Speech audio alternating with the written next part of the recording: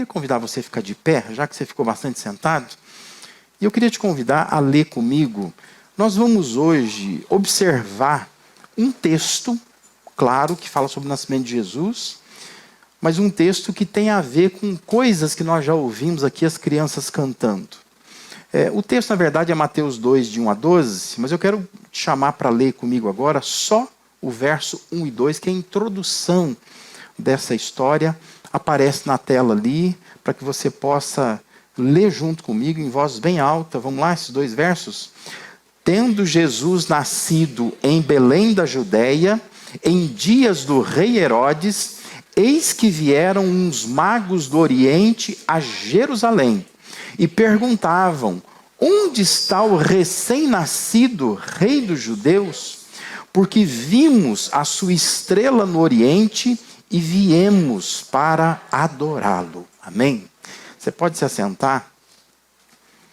Sabe que essa época de Natal, a gente fica muito fixado em algumas coisas, né? Festas, adereços, tudo mais. Mas eu queria te convidar para a gente aprender um pouquinho, né, nessa época de Natal, especialmente do Novo Testamento. O Novo Testamento, a história de Jesus está retratada em 4 evangelhos, certo? Mateus, Marcos, Lucas e João. Mas só para você aprender um pouquinho, somente o evangelho de Mateus, o evangelho de Lucas, é que contam o nascimento de Jesus. Dos 4, 2 contam o nascimento de Jesus. Mateus e Lucas apenas. Marcos é o evangelho menorzinho de todos. E Marcos, ele, quando você lê o evangelho de Marcos, você se depara com Jesus adulto já.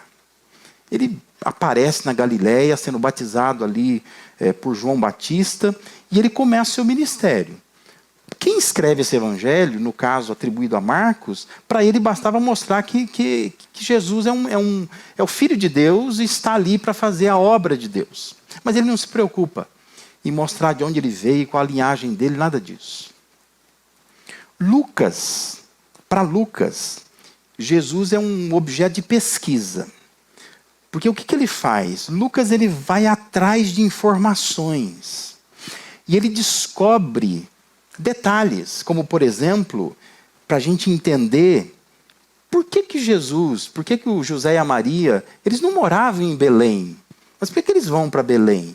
É o Lucas que vai atrás e descobre um detalhe, que houve um decreto de um governante, pedindo para recensear. E esse deslocamento é para cumprir uma profecia de Isaías. E aí então, Jesus nasce numa cidade minúscula, um vilarejo, na verdade, chamado Belém.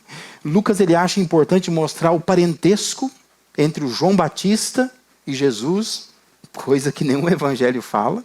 Mas Lucas ele pesquisa sobre isso, ele se interessa em mostrar que haviam pastores nos campos, é só Lucas que fala isso, e esses pastores recebem uma revelação, um convite para conhecer o Messias. Ele fala do dia da apresentação de Jesus, no templo. E diz que ao chegando lá no templo, tem um idoso chamado Simeão, que ele faz uma oração, né? Ele fala muitas coisas sobre Jesus. E também tem uma mulher, uma tal de Ana, que aparece ali por acaso e ela assiste aquela cerimônia ali. Isso é coisa de Lucas, né? Lucas fala sobre isso, cheio de detalhes, porque para Lucas Jesus é objeto de pesquisa. Ele está pesquisando sobre ele. E ele vai descobrindo detalhes. João, por sua vez, ele mostra que Jesus vem dos céus. E para João também não tem importância genealogia, não tem importância local de nascimento, nada disso, circunstância. Para João o importante é dizer que ele sempre foi divino. Que a história dele não começou aqui, começou da fundação do mundo. E ele é o verbo de Deus que vem botar os pés no chão dessa terra. Mas o Mateus, que é o texto que nós lemos aqui, o Evangelho de Mateus, ele foca o nascimento de Jesus, pensando que Jesus é o prometido rei dos judeus. Por isso que, para ele, é importante começar pela genealogia. Porque, na perspectiva de Mateus, o Messias tem raça. E ele é da raça do lendário rei Davi. E isso é importante para Mateus. A narrativa do nascimento de Jesus em Mateus, ela é surpreendente. Porque dá a impressão que Mateus, sendo um judeu e escrevendo para judeus, ele fica chocado com o que aconteceu. Quando ele vai narrar os fatos. Não com o acontecimento, Jesus, mas com a forma como o cenário judeu estava na época em que Jesus veio. E é nesse cenário que entra o tal dos magos que vieram do Oriente. Essa palavra mago, claro que para nós hoje nos lembra outras coisas, mas é literalmente a palavra grega. Se você ler no texto grego, vai estar escrito mago, né? Só está no plural. Mas a gente consegue entender a palavra.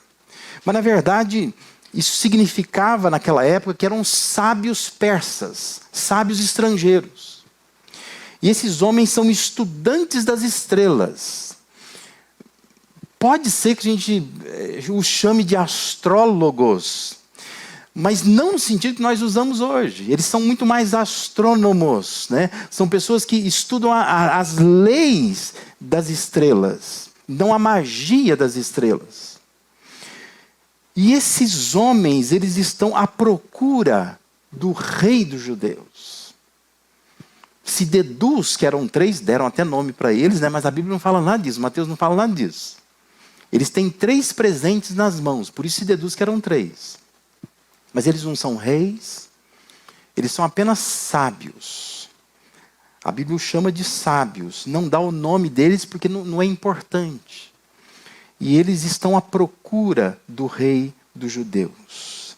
E parece ser comum nessas narrativas do nascimento de Jesus que coisas estranhas aconteçam. É gente de fora que surge para adorar, para brindar aquele momento ali. E o interessante de tudo isso, que Mateus parece ficar assustado, é que esse acolhimento do Salvador, essa alegria pela chegada de um Salvador, não é exatamente do povo judeu. São estrangeiros que estão felizes com isso. O povo que é o que vai receber o Messias não está nem preparado para isso, nem preocupado com isso. E a história chama a atenção por causa disso. Porque parece que o mundo inteiro está engravidando o Messias, está esperando o Messias. Mas o judeu não está. O judeu não está preocupado com isso. E parece ser essa uma tônica do Evangelho. Jesus, mais tarde, ele vai mostrar isso várias vezes. E uma dessas vezes está no próprio Evangelho segundo Mateus. Se você pegar lá o capítulo 21 de Mateus, verso 31 e 32, Jesus está dizendo para os judeus: em verdade lhes digo que publicanos e as prostitutas estão entrando no reino de Deus primeiro que vocês. Porque João veio até vocês, João Batista no caso, no caminho da justiça. E vocês não acreditaram nele. No entanto, os publicanos e as prostitutas acreditaram. Vocês, porém, mesmo vendo isso, não se arrependeram depois para acreditar nele. Interessante isso, né? Vez por outra, Jesus falava sobre isso. Que pessoas de fora do povo de Deus, do povo judeu, estavam muito mais alegres com a presença dele, com os anúncios sobre ele, fazia muito mais, muito melhor por Deus, para Deus, do que eles mesmos, chamados povo de Deus. O que os magos tinham? Os judeus na época já tinham perdido. Eu queria chamar um pouco a sua atenção nessa noite para isto. Porque nós vivemos num país dito cristão, de maioria cristã, quando se soma, né, algumas religiões consideradas cristãs. Mas a questão é, que tipo de cristianismo nós praticamos de fato? E com que alegria nós recebemos essa época do Natal? Quando você vai para as redes sociais, tem muito mais discussões acerca da origem do Natal do que celebração do Natal. E eu vou dizer para você que é uma bobagem, tá? Não perca tempo com isso. A maioria das teorias que se tem na internet, falando da origem de árvore de Natal, uso de bola, essas coisas todas, não tem comprovação histórica. É coisa que aparece nessa época, tentando dizer que o Natal é uma celebração pagã, que os cristãos se apropriaram dela. Mas é muito mais fácil comprovar que o Natal é uma celebração cristã. E nós não devemos perder isso de vista. Porque mesmo sendo cristãos, a gente vai deixando isso de lado. E a gente faz essa época uma época de discussão, uma época onde você fica demonizando algumas coisas, ao invés de celebrar. E é mais ou menos o que estava acontecendo naquela época lá. Os judeus não estavam nem aí. Mas gente de fora vem para dar lição nos judeus. Para mostrar que o mundo estava à espera de um Salvador, enquanto o povo de Deus não estava à espera de um Salvador. Isso é mais ou menos aquilo que a gente vive muitas vezes em contexto de família, né? A mania que nós temos como seres humanos de não valorizar o pai, a mãe, o irmão, a irmã. A gente sempre vai valorizando quem está mais distante de nós, né? A gente gosta do vizinho, da professora da escola. A gente gosta do patrão. A gente vai substituindo, né? A gente vai jogando aquilo que deveria ser a relação com o mais próximo, por mais distante. E a gente faz muito isso no contexto de igreja. As pessoas que deveriam amar Jesus, amar o Natal, amar a Deus, não amam. Tem gente de fora, muito mais ansiosa pelo Natal do que pessoas de dentro. Eu sei que é chato dizer isso. Mas se a gente contabilizar, tem membros da igreja aqui que não estão nem aí para o Natal. Tem muito mais gente de fora que vieram assistir as crianças cantarem. E pessoas da igreja não estão aqui, não fizeram questão de estar aqui. É justamente isso que está acontecendo. Porque nós não temos alegria. Nós não temos o sentimento que deveria ter nessa época.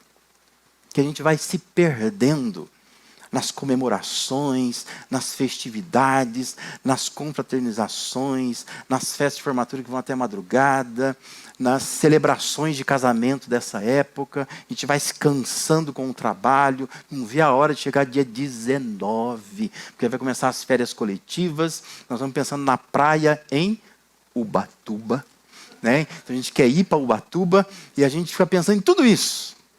E a gente vai justamente nesta época, para a igreja estar reunida, a igreja celebrando, mostrando, ensinando essas crianças o valor de Jesus, a gente acaba se afastando de tudo isso. Aí Deus tem que mandar vir mago do Oriente, para poder ensinar a gente o valor do Natal. Natal é tempo de quê? Porque se deixar, o Natal vai virar tempo de panetone, chocotone, confraternização, formaturas, viagens, comelança. Menos do que precisa ser. Natal é tempo de manter, olhando para o texto aí, primeiro, esperança. Natal é tempo disso. Natal é tempo da gente manter a esperança. Veja que os versos que nós lemos diz que Jesus, tendo nascido lá em Belém da Judéia, nos dias do rei Herodes, diz que vêm esses magos do Oriente a Jerusalém e eles perguntam: onde está o rei dos judeus, o recém-nascido rei dos judeus? Porque nós vimos a sua estrela no Oriente e viemos para adorá-lo. A questão é lógica. Eles saem lá da Pérsia, diz que tem uma estrela que aponta para o Oriente. Esses magos, eles vão na capital. Vamos em Jerusalém. Vamos perguntar lá. Eles devem saber. Lá deve saber, não é? Ou seja, esses sábios, eles tinham a noção do tempo, mas eles não têm conhecimento do lugar. Qual é o lugar? A estrela aponta para lá. Mas qual é o lugar? Eles devem saber, né? Em Israel tem muita teologia, tem muitos estudos, tem muita escritura. Eles devem saber. Então eles saem a procurar. Como a gente fala, né? Quem tem boca vai a Roma. No caso deles, quem tem boca vai a Jerusalém. Vamos a Jerusalém, vamos perguntar. Eles devem saber lá. Porque lá tem templo, tem sacerdotes, tem escribas. Tem muita gente religiosa. Eles vão saber dizer onde é que ele nasceu, porque nós queremos vê-lo. Os versos 3 a 6 dizem assim: tendo ouvido isso, alarmou-se quem? O rei Herodes. E com ele toda Jerusalém. Então, convocando todos os principais sacerdotes, chamou os teólogos e escribas do povo, indagava deles onde o Cristo deveria nascer. Em Belém da Judéia, responderam eles, porque assim está escrito por intermédio do profeta: e tu, Belém, terra de Judá, não és de modo algum a menor entre as principais de Judá, porque de ti sairá o guia que há de apacentar o meu povo Israel. Ou seja, eles sabem onde está na Bíblia, mas não sentiram nada. São persas que têm sentimento. São persas que veem uma estrela. São persas que têm discernimento. De saber, o rei dos judeus já nasceu, precisamos visitá-lo.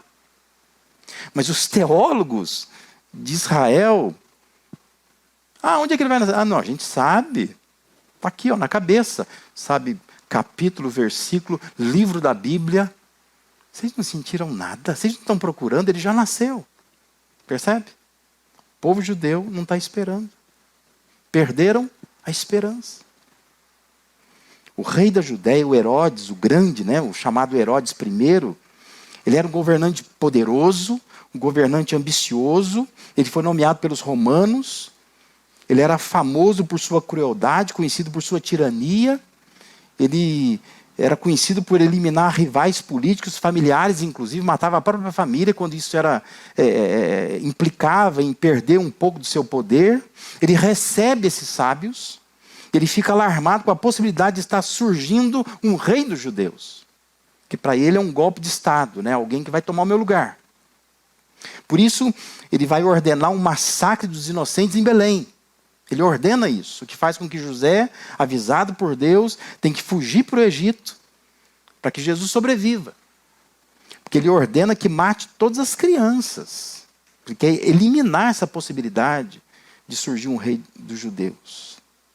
Ele teme perder o poder, A chegada de Jesus ameaçou o trono do Herodes, o domínio, os planos que ele tinha. Jesus veio salvar. Mas para o Herodes se tratava de um conflito de reinos. Os líderes religiosos dos judeus, eles tinham conhecimento da revelação do local. Mas eles perderam a noção do tempo, porque eles não tinham esperança mais. Já tinha acontecido, o menino já tinha nascido, eles nem foram ver.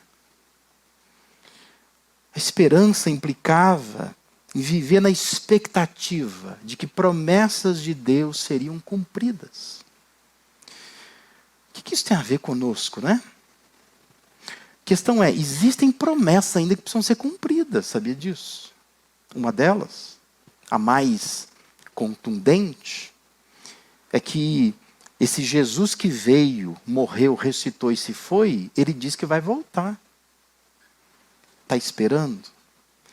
Você tem expectativa da volta de Jesus? Pedro, quando está escrevendo a sua carta, na sua segunda carta, capítulo 3, versículo 9 e 10, ele diz assim: o Senhor não retarda a sua promessa, ainda que alguns a julguem demorada. Pelo contrário, ele é paciente com vocês, não querendo que ninguém pereça, mas que todos cheguem ao arrependimento. Porém, o dia do Senhor virá como um ladrão. Naquele dia, os céus passarão com grande estrondo e os elementos se desfarão pelo fogo. Também a terra e as obras que nela existem desaparecerão. Isso é uma promessa de Deus. Jesus vai voltar. Você está esperando isso? Nós realmente esperamos isso? Natal é tempo de renovar a esperança. Nós precisamos ter esse tipo de esperança. Naquela época, os judeus não estavam mais esperando o Messias vir. Nessa época, talvez a gente também não está esperando mais Jesus voltar. Está vivendo a vida. Talvez você tenha planos para o ano que vem inteiro. Mas talvez nem o ano inteiro nós teremos para viver. Mas você tem planos. Talvez você tenha metas para os próximos 5 anos. Você está olhando lá na frente. Mas você espera que Jesus pode voltar a qualquer momento e pode nos levar. Esperança. Natal é tempo de esperança. É tempo de pensar que se Jesus veio conforme prometido, ele virá conforme ele prometeu. E é tempo da gente esperar isso e não nos perder numa série de coisas.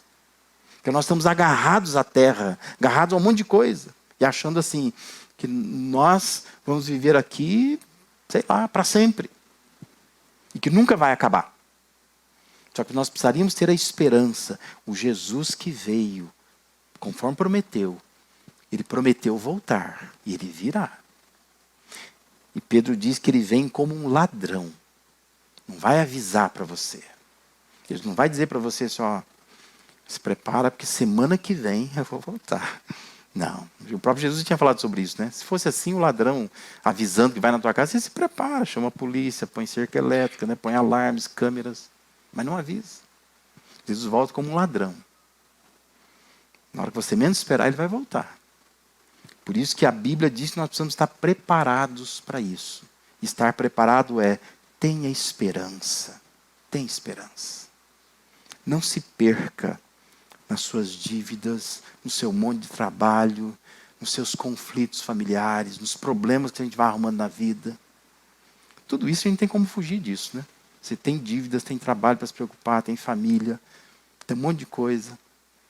Mas mantenha a sua esperança. O foco da minha vida está em Jesus. E devemos nutrir uma certa ansiedade para que ele volte. Porque se ele voltar, está tudo resolvido. O importante não é o como você vive aqui, mas se ele voltar, se eu realmente vou estar com ele naquele momento. Porque quando ele voltar, se você não estiver com ele, não há uma segunda chance. A vida é a chance que nós temos. Por isso que Natal é tempo de manter a esperança. Vamos esperar. O Jesus que prometeu que viria e veio, é o que prometeu voltar e vai voltar. Nós precisamos ter esperança disso. A segunda coisa que a gente precisa manter nessa época de Natal é a confiança. O versículo 9 diz assim, depois de ouvirem o rei, partiram, e eis que a estrela que viram no oriente os precedia, até que chegando, parou sobre onde estava o menino. Os judeus tinham todas as promessas de Deus nas mãos. É de encher os olhos. Se você voltar no Antigo Testamento, você tem Isaías, você tem Miqueias, você tem os salmos messiânicos, todos eles apontam para a vinda do Messias. Eles tinham tudo isso nas mãos. Os sábios estrangeiros, sabe o que eles tinham? Nada. Não tinham nada. Eles tinham uma estrela. A diferença é que eles confiavam nessa estrela. E os judeus não confiavam nas promessas de Deus. Mas eles tinham muita coisa. Não adianta ter muita coisa e não confiar nisso. Nós temos acesso a muita coisa, mas nós não confiamos nisso. Por isso que às vezes alguém de fora se agarra numa coisa só. E isso é suficiente para aquela pessoa. Não tem o conhecimento que nós temos, não tem a leitura da Bíblia que nós temos, não tem acesso a tudo que nós temos. Às vezes uma pessoa de fora, ela se agarra a uma coisa só. E aquilo é suficiente. É como o ladrão da cruz, né? Não tinha teologia nenhuma, não tinha experiência de vida nenhuma, nunca entrou numa sinagoga. Alguém que está ali simplesmente morrendo por causa dos seus crimes, mas no último momento ele se agarra a uma coisa só. Senhor, quando o Senhor vier no teu reino, se lembra de mim. E Jesus diz assim, isso é suficiente. Hoje você vai estar comigo no paraíso. Isso é a graça de Deus. Isso é o Evangelho. Nós temos tantas coisas, a gente não se agarra a nada. A gente deveria confiar mais em tudo que nós temos. Por isso que mais tarde Jesus, ele precisaria desafiar este povo. O próprio Mateus descreve, no capítulo 11, versículo 28 a 30, Jesus dizendo, vinde a mim, todos que estáis cansados, sobrecarregados, eu vos aliviarei. Tomai sobre vós o meu jugo, aprendei de mim, porque eu sou manso e humilde de coração, e achareis descanso para a vossa alma, porque o meu jugo é suave e o meu fardo é leve. Jesus convidando, confie em mim. Porque aquele povo não tinha confiança em mais nada. Tinha um monte de coisa na mão, mas não confiava em nada. É preciso confiar na suficiência de Jesus. Jesus é suficiente. Sabe qual é o problema? Por que a gente não se apega mesmo às coisas de Deus porque a gente se acha suficiente. E a gente quer fazer alguma coisa. E a gente acha que estar com Deus é fazer a prova do Enem, sabe? Eu tenho que passar e tenho que fazer uma boa redação ainda. Eu tenho que tirar nota. Mas entenda que Deus não está preocupado com a sua nota. Deus está preocupado com o seu coração entregue nas mãos dele. Quanto você confia nele, não em si mesmo. A gente confia muito em nós mesmos. A gente acha que nós temos que fazer.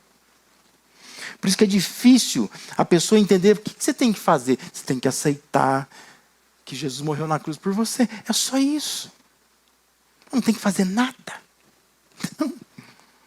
Só que quando você faz isso, a Bíblia diz que o Espírito Santo vem, é derramado sobre você, sela você, e você muda completamente, você é outra pessoa. E você perde o controle de si mesmo. Ai, mas eu fumo, eu bebo, eu faço isso, eu uso droga. Mas não precisa deixar tudo isso para vir a Jesus. Porque Jesus diz, vinde a mim, você está cansado, sobrecarregado, vem. E Ele alivia dessas coisas. É Ele que muda. Não é a gente que muda. Não é esforço humano. Não é a gente que vai fazer tudo bonitinho. Agora eu estou limpinho, agora eu vou para Deus então. Não, é para vir do jeito que está e fica tranquilo, porque Jesus não vai deixar do jeito que você está. E você não vai ser forçado a nada. Ele vai mudar a sua vida. Porque isso é confiança na suficiência de Jesus. Ele é suficiente. O que ele veio fazer é nos salvar. Por isso, nós temos que apenas depositar nossa confiança nele. Olha para aquela cruz, só isso. E entenda, se eu olhar para aquela cruz, se eu entender que ele morreu na cruz por mim, nenhum sacrifício meu é necessário mais. Você se entrega a Jesus e você vai se ver depois fazendo esforços que antes você não queria fazer, mas agora você vai querer fazer esforços, porque você entendeu que graciosamente Jesus te salvou.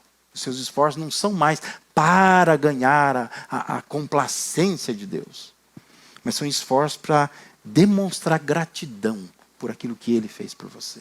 Muda o entendimento. Vira a chave completamente. Semelhança daqueles magos lá, nós precisamos seguir tudo que nos leva a encontrar Jesus.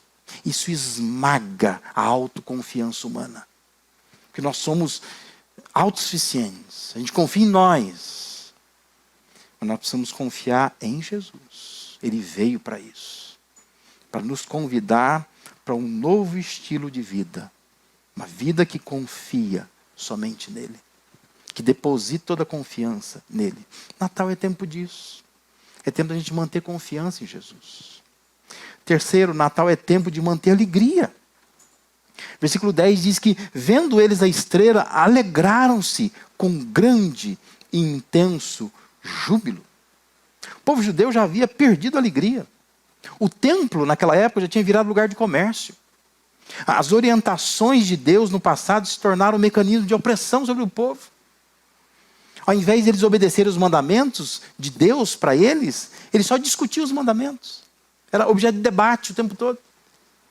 Mas ninguém estava mudando a vida por causa disso. Ninguém se alegrava com isso mais. Mas Jesus, em seu nascimento, ele provoca, ele promove a alegria dos estrangeiros. O povo judeu já havia visto bem mais que uma estrela, mas não festejavam mais. Eles não tinham razão para se alegrar mais. Eles não viam, não encontravam essa razão. É importante manter alegria em tudo que nós fazemos para Deus. Servir, seguir a Jesus com alegria garante a autenticidade da nossa prática. Senão vira só religião vazia, só fria, só mecânica. A gente vem por obrigação, faz por obrigação. A gente não tem mais alegria naquilo. Mas o Natal é um tempo da gente renovar e manter a nossa alegria. É um tempo alegre. É uma boa notícia, o Salvador veio ao mundo. Como foi dito hoje pela manhã, é Deus botando o pé na terra. Vem nos buscar. Então nós precisamos nos alegrar com isso. Mas a gente pega essa época do ano, nós estamos esgotados esgotados, exauridos, cansados. Que a gente deu tudo o que tinha, só força humana, só esforço humano. Não confiou em Deus o ano inteiro. Não esperou nada de Deus. Parece que a gente tem que fazer por nós o tempo todo.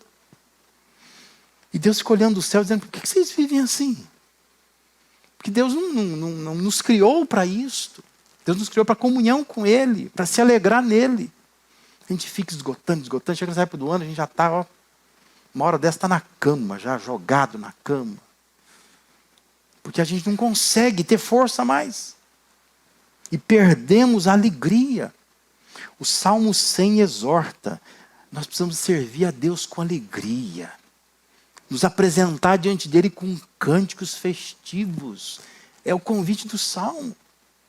Nós precisamos ter alegria. Natal é tempo de alegria. Pela presença de Deus conosco aqui.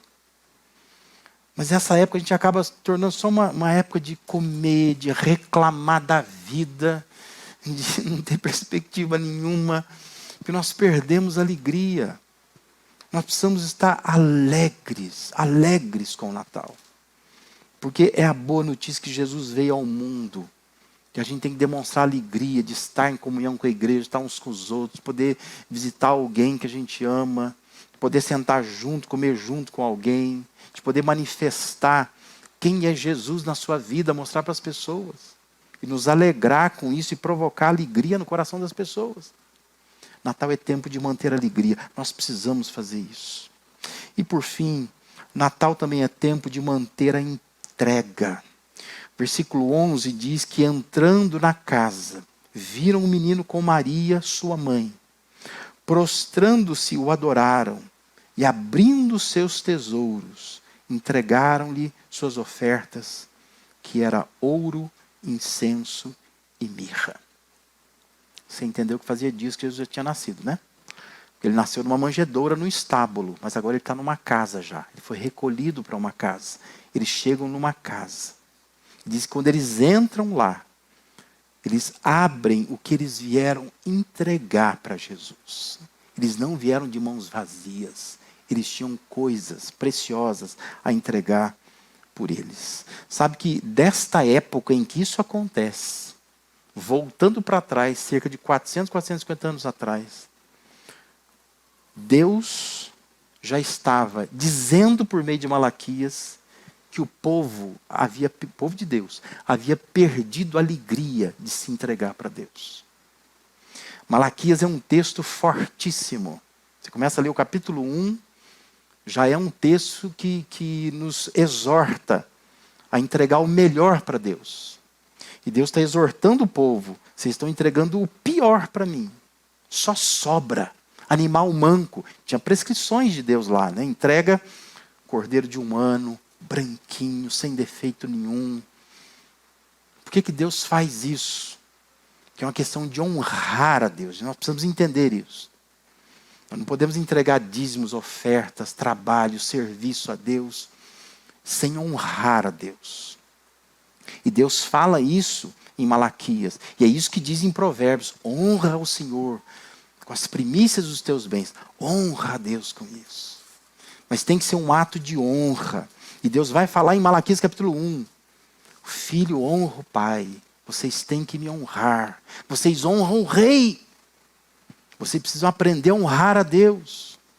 O povo de Israel já não sabia mais honrar a Deus. Deus estava preocupado com isso já. Mas agora, Jesus nasce. O rei dos judeus nasce. O Filho de Deus vem ao mundo. E as pessoas ainda não aprenderam a se entregar. E Deus, na divina providência, traz então estrangeiros para dar uma lição de casa para os judeus. Estrangeiros vêm visitar Jesus, mas traz tesouros em suas mãos. Mais do que ficar tentando descobrir o significado do ouro, do incenso e da mirra, basta a gente constatar que eram produtos de valor. O texto quer dizer que os tesouros dos estrangeiros estavam abertos para Jesus. Isso acontece num cenário onde o povo de Deus não estava disposto a entregar mais. A gente só entrega algo de valor Alguém que para nós tem valor. Concorda comigo? Uma coisa é você ser convidado para uma festa de aniversário de uma criança que você mal conhece. Agora, o aniversário do seu neto. É outra coisa, não é? Talvez para aquela criança que você mal conhece, vai lá uma lojinha de brinquedo, R$ 50. Se eu pagar à vista, faz 45. Tá bom, tá? Agora, o seu neto, R$ 500, R$ 1.000, parcelo em 10 vezes. Por quê? Porque eu dou coisa de valor para quem para mim tem valor. Certo? Os magos dão algo valioso, porque aquele para quem eles estão dando tem valor para eles. Nós precisamos pensar no que é valioso para nós. O que é valioso para você? Sua vida é valiosa para você? Seu orgulho é valioso para você? A sua confiança é valiosa para você? Sua inteligência é valiosa para você? Seu trabalho é valioso para você? Sua família é valiosa para você? Você pode abrir esse tesouro e entregar para Jesus. Você poderia confiar isso a Ele e dizer, eu estou entregando isso para Jesus.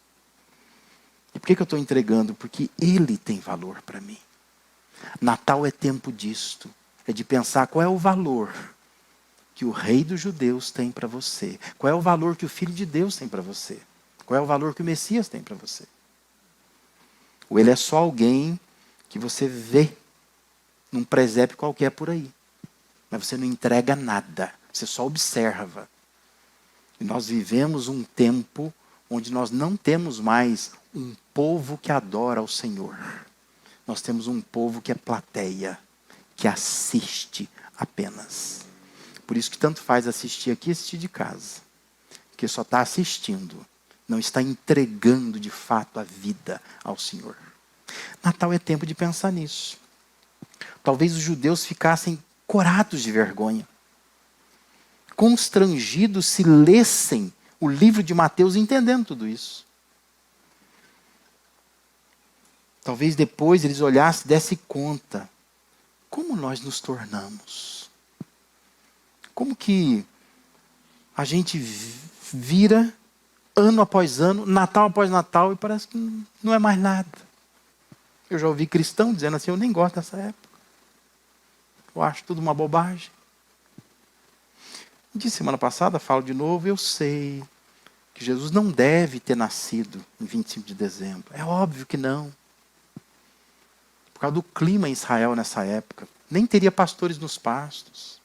Ele não sobreviveria no estábulo. A gente sabe disso. Mas isso não é importante. O importante é o mundo inteiro diz que nesta época a gente comemora o nascimento de Jesus. Então vamos comemorar, não é?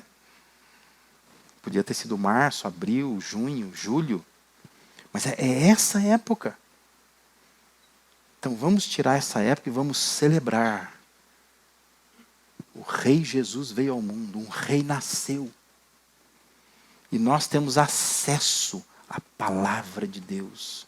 Temos acesso à igreja de Deus, aos louvores de Deus. Ao invés de a gente ficar envergonhado de ver que, às vezes, o mundo está fazendo mais do que nós pelo Natal, a gente deveria despertar em nós mesmos esperança, confiança, alegria, entrega. Faça desse tempo um tempo de esperança. Faça desse tempo um tempo de confiança. Talvez você ficou o ano inteiro sem confiar em Jesus, mas confie agora. Faça desse tempo esse tempo. Faça desse tempo um tempo de alegria. Talvez você ficou o ano inteiro fiado na tristeza, mergulhado em tristeza. Mas agora é tempo de alegria. Quando você renova dentro de si, Jesus nasceu, veio para me salvar. Faça desse tempo um tempo de entrega. Talvez o ano inteiro você não entregou nada para Jesus. E antes de pensar em qualquer coisa que você está pensando em entregar, o que Jesus mais quer é o seu coração. Entrega diante dele o seu coração. O restante, ele nem quer. Ele só quer se primeiro ele tiver o seu coração nas mãos dele. Então faça desse tempo de Natal um tempo de entrega. Entregue o seu melhor. Abra os seus tesouros para ele. Assim como os magos fizeram, é tempo de fazer isso também. Amém?